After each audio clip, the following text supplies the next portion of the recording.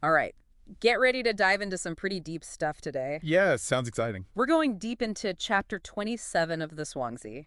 Oh, cool. It's called Miscellaneous Writings, Allegorical Language. Interesting title. Yeah, I thought so too. What's it all about? Well, Zhuangzi uses it to explore how we use language Okay. and how the way we perceive the world affects our language. And vice versa, I bet. Okay. Exactly. Okay. So, to help us understand all this, he introduces 3 layers of language. 3. Okay, I'm curious. The first is parables. Yeah. Then indirect statements. Okay, those sound familiar. And then, get this, goblet words? Goblet words. Never heard of those. Me neither until I read this chapter. What are they? We'll get to that. Okay, good. But first, let's start with the parables. That's good. Zhuangzi uses this really interesting example about a father praising his son. Okay. You'd think a father's praise would mean the world to a son, right? Yeah, of course. But Zhuangzi suggests that praise from a stranger could actually be more impactful. Really? Why is that? Because a stranger doesn't have the same biases as a parent.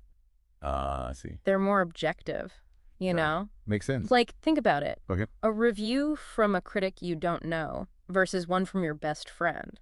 The critic's going to be more honest, even if it's harsh. And maybe that makes it more valuable. Exactly. Interesting. Has that ever happened to you? What do you mean? Where an outsider's opinion changed how you saw something? Oh, all the time. Yeah, me too. It's like we crave that outside perspective. Because it helps us grow. Exactly. It's like that saying, you are the average of the 5 people you spend the most time with. I like that. So maybe we should think about whose opinions we really value. And why? That leads perfectly into the next layer. Indirect statements? Oh, yeah, those are tricky. Effective. How so? Well, as Zhuangzi uses them to communicate subtly.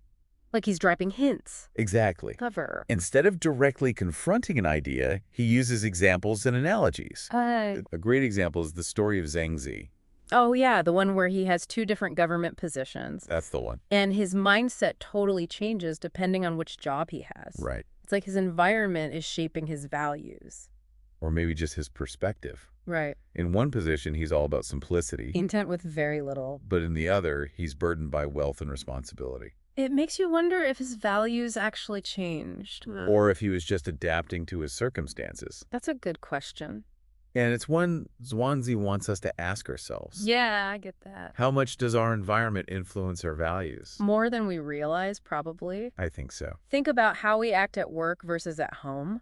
Totally different. Or how our opinions on things change as we get older. We're always adapting, right? It's like we're constantly evolving. But sometimes those shifts can catch us off guard. Definitely. So we've got these parables that challenge us. And these indirect statements that make us think. But what about those goblet words? Ah, yes, the mysterious goblet words. The most intriguing of the 3, I think. They sound pretty elusive. They are. So what are they? Think of them as expressions that are always changing. Like they don't have fixed meanings. Exactly. That's hard to wrap my head around. It is. So how do they work? Zhuangzi compares them to flowing water. Water. Yeah. Okay, I'm listening. Just like water takes the shape of its container. Okay. Goblet words adapt to the context. Yeah, I kind of get it. They resist being pinned down. Like trying to grab water, Exactly. it slips through your fingers. That's a great way to put it. So how do goblet words relate to how we understand the world? Well, they challenge the idea of absolute truth. Whoa, are you saying there's no such thing as truth? It's more nuanced than that. Okay. It's not that truth doesn't exist, Okay. but our understanding of it is always changing, I see. just like goblet words. So it's not about finding the right answer. It's about embracing the different perspectives.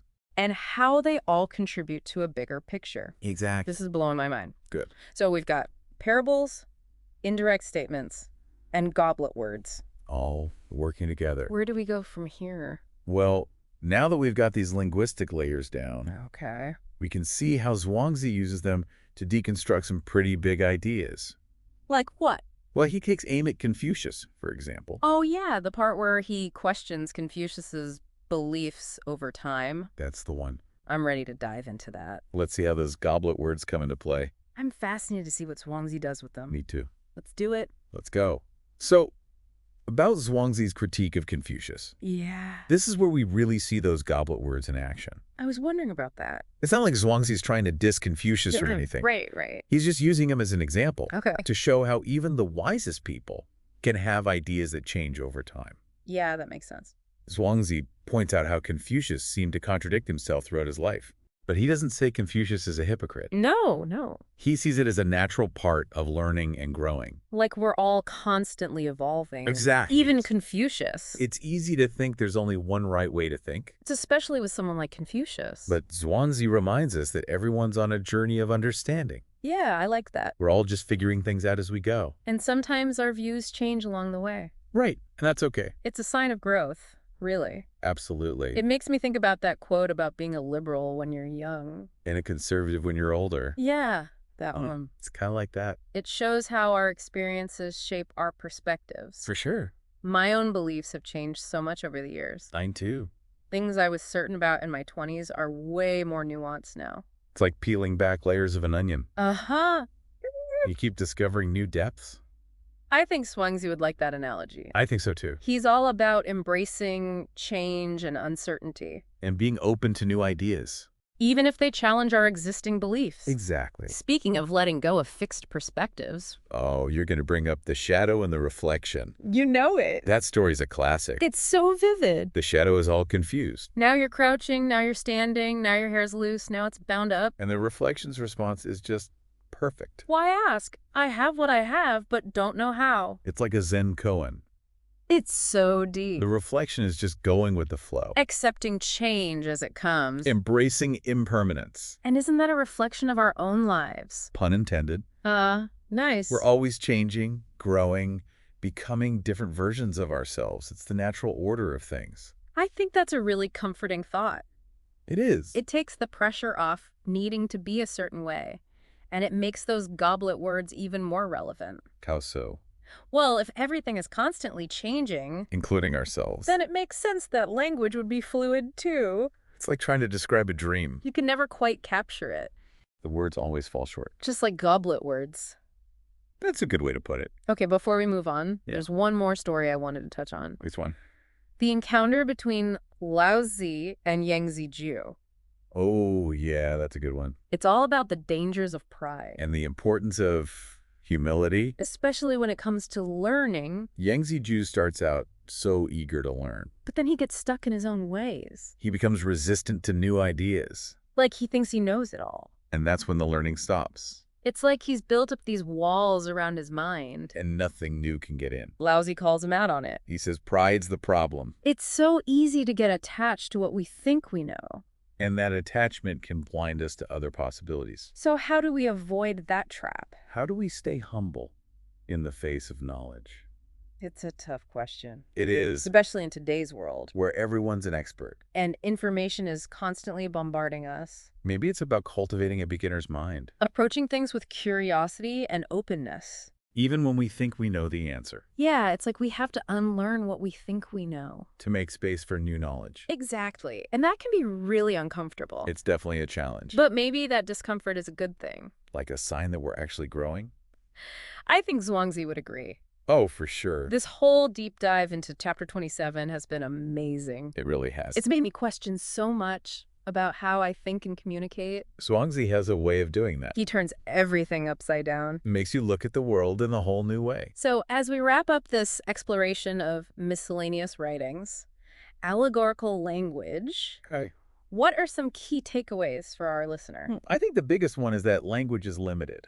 We can't always say exactly what we mean. Especially with those goblet words floating around. They make things so slippery. But that slipperiness is important. Because it reminds us that reality is complex. There's not always a simple answer. And those indirect statements, they really make you work for it. Zhuangzi doesn't want to give us all the answers. He wants us to figure things out for ourselves. And engage with the ideas and make them our own. And the parables, they're so thought-provoking. They challenge our assumptions. And show us the value of different perspectives. It's all about expanding our understanding. By being open to new ways of seeing things. Even if they seem contradictory at first. This whole chapter is like a call to embrace uncertainty. To be okay with not knowing everything. And to approach life with a sense of curiosity and playfulness. Like a child discovering the world for the first time. That's beautiful. And it's something we can all strive for. No matter how much we think we know. There's always more to learn. And that's the beauty of it, right? Absolutely. So if everything is in flux, if absolute truth is elusive,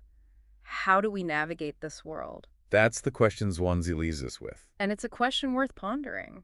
I don't think there's one right answer. Maybe the journey itself is the answer. The ongoing exploration of knowledge and understanding. I think that's a good place to leave it. Yeah, I agree. We hope this deep dive into Chapter 27 of the Zhuangzi has given you some food for thought. And inspired you to keep exploring these ideas. Remember, Zhuangzi's work is meant to be revisited and reinterpreted.